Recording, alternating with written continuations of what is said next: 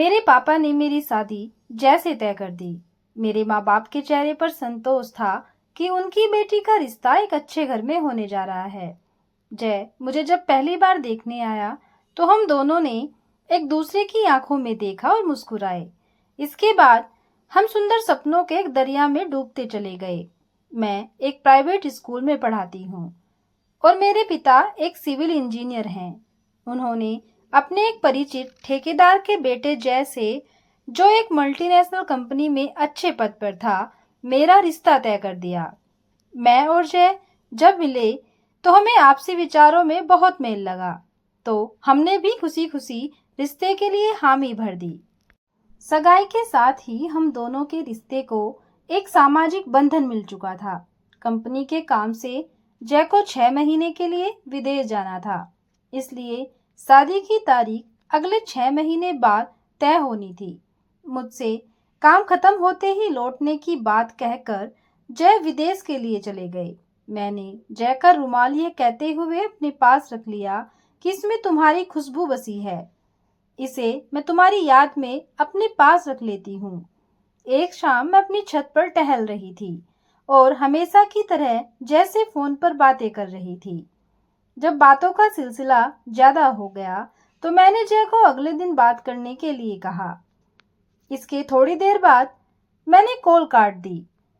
इसके बाद जब मैं नीचे जाने के लिए पलटी तो अचानक मेरी आंखें अपने पड़ोसी लड़के आकाश से मिल गई, जो अपनी छत पर खड़ा हम दोनों को बातें करता हुआ न जाने कब से देख रहा था।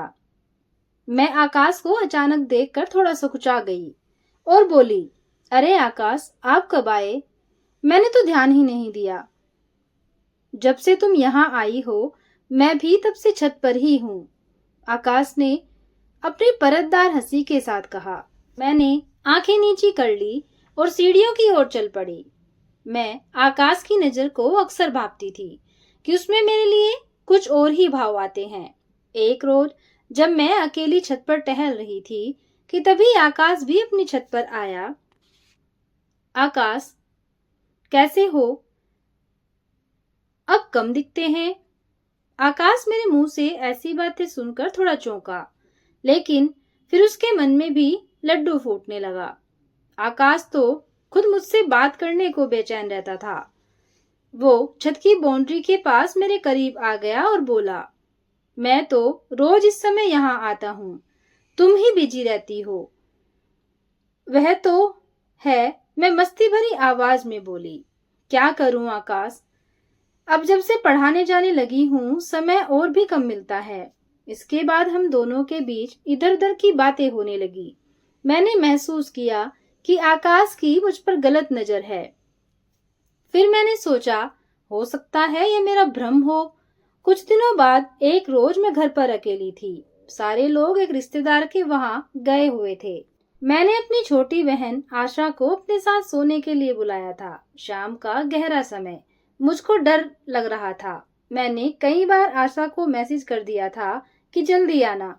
मैं खाना बनाने की तैयारी कर रही थी।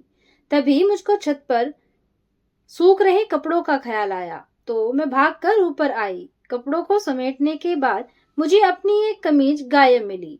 मैंने आसपास देखा तो पाया कि वह कमीज आकाश की छत पर कोने में पड़ी थी। मैं पहले तो हिचकिचाई, लेकिन फिर आसपास देखकर आकाश की छत पर कूद गई। मैं आकाश के आने से पहले वहां से भाग जाना चाहती थी, मगर जैसे ही मैं अपनी कमीज उठाकर मुड़ी, आकाश मुझे मुस्कुराता खड़ा मिला। मैंने एक असहज मुस्कुराहट उसकी ओर फेंकी। आकाश बोल उठा, आ गई होगी यहाँ, हा हा हा। हवा तेज थी।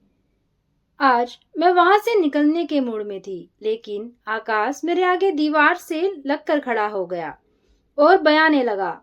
अब तक शाम पूरी तरह चारों ओर छा चुकी थी। मैंने कहा, आकाश अब मैं चलती हूँ, यहाँ मच्छर काट रहे हैं। मुझे भी, आकाश ने अपने पैरों पर थपकी देते हुए कहा। अच्छा, जरा 2 मिनट नीचे आ जाओ ना। मैंने एक नया सॉफ्टवेयर डाउनलोड किया है, बहुत मजेदार चीजें हैं उसमें। चलो तुमको भी दिखाता हूँ। न चाहते हुए भी मैं आकाश के साथ सीढ़ियों से उतर आई। मेरे मन में एक अजीब सा डर समाया हुआ था। आकाश ने लैपटॉप ऑन किया और मुझे दिखाने लगा। मेरा ध्यान जल्दी से वहां से निकलने पर था। तभी मैंने गौर किया कि आकाश के घर में बहुत शांति है और मैंने पूछा, सब लोग कहाँ गए हैं? आकाश ने जवाब दिया, यहाँ भी सारे लोग बाहर ही गए हुए हैं और कल तक आएंगे। मेरा दिल धक से रह गया।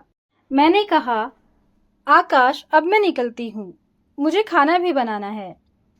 मेरा इतना कहना था कि आकाश ने मेरा हाथ पकड़ लिया।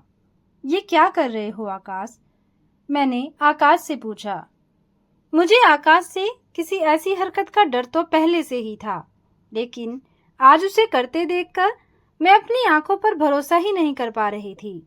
आकाश ने मेरी कमर में हाथ डालकर मुझे अपनी ओर खींचा और मेरे हाथों में थमी कमीज मुझसे लेकर टेबल पर रखते हुए बोला, जैकी तस्वीरों में रोज नई नई लड़की होती हैं, तुम तो उसको एकदम पैकेट वाला खाना खिलाने के चक्कर में क्यों हो? तुम भी थोड़ी झूठी हो जाओ, किसी को पता नहीं चलेगा। मेरा दिल जोर से धड़कने लगा। आकाश ने मेरे मन में दबे उसी शक के बिंदु को छू लिया था के बारे में मैं दिन रात सोचकर चिंतित होती थी। क्या सही है और क्या गलत, यह सोचते सोचते बहुत देर हो गई। तूफान अब कमरे में आ चुका था। मैं आकाश को रोक नहीं पाई और मैंने खुद को उसे सौंप दिया। अब आकाश जब भी मुझे बुलाता, मैं भी खुशी खुशी अपनी छत फांद कर उसके पास चली जाती। फिर एक दिन मेरी जिंदगी में तूफान आ गया और मैं प्रेग्नेंट हो गई। और मेरे माँ बाप को जब यह पता चला तो वे सुन्न रह गए। मेरे घर में जोरदार हंगामा हुआ। इसके बाद मेरा हाइमेनोप्लास्टी कराकर जय के आते ही मुझे ब्याह कर विदा कर दिया गया। मेरा भी मन जय के साथ संतुष्ट था, क्योंकि आकाश के पास तो मैं खुद को शारीरिक सुख देने और जैसे अनचाहा बदला लेने के लिए जाती थी। धीरे धीरे 3 साल बीत गए, लेकिन मेरे और जय के घर नया सदस्य नहीं आया। हमने डॉक्टर से जांच कराई, जय में किसी तरह की कोई कमी नहीं निकली। इसके बाद बारी मेरी रिपोर्ट की थी। डॉक्टर ने हम दोनों को अपने कैबिन में बुलाया और उल्हाना सा देते हुए कहा, मेरी समझ में नहीं आता मिस्टर जय कि जब आप लोगों को बच्चा चाहिए था तो आखिर आपने अपना पहला बच्चा गिराया क्यों? बच्चा गिराना कोई खेल नहीं है। अगर ऐसा कराने वाला डॉक्टर अनुभवी न हो तो आगे चलकर पेट से होने में दिक्कत आती ही है। आपकी पत्नी के साथ भी यही हुआ है। जय यह सुनकर हैरान रह गया और मुझको तो ऐसा लगा मानो मुझे किसी ने अंदर से खाली कर दिया हो। जय ने टूटी सी नज़र मुझ पर डाली और डॉक्टर की बातें सुनता रहा। वहां से लौटकर आने के बाद जय चुपचाप पलंग पर बैठ गया। अब तक की जिंदगी में जैसे बेहिसाब प्यार पाकर उसके प्रति श्रद्धा से लबालब हो चुकी, मैंने उसके पैर पकड़ लिए और रो रो कर सारी बात बताई। जय के चेहरे पर हारी सी मुस्कान खेल उठी और वह उठकर दूसरे कमरे में चला गया। हम दोनों को वहीं बैठे बैठे रात हो गई। मैं जानती थी कि इस सब की जड़ वही है, इसलिए पहल भी उसे ही करनी होगी।